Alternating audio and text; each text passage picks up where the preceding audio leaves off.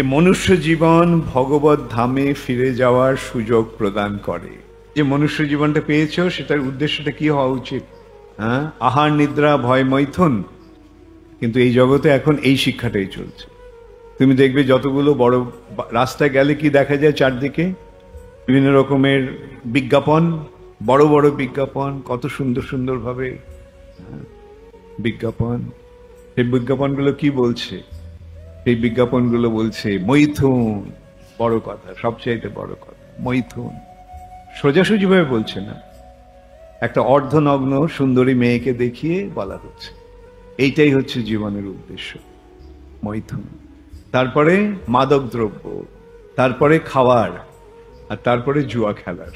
এইগুলি হচ্ছে পশু প্রবৃত্তির ভিত্তি, আসরিক প্রবৃত্তির চারটে সোপান, পাপের জীবনের, পাপপঙ্কিল জীবনের চারটি স্তম্ভ।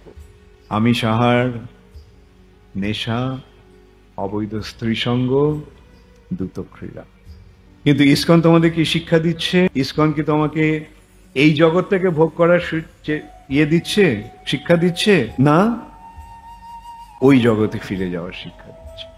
এই জগতে ঠিক আছে, ভোগ যদি আসে কোনো অসুবিধা নেই, আমরা ভোগ করতে পারি, কোনো অসুবিধা নেই, কিন্তু উদ্দেশ্যটা কি হবে?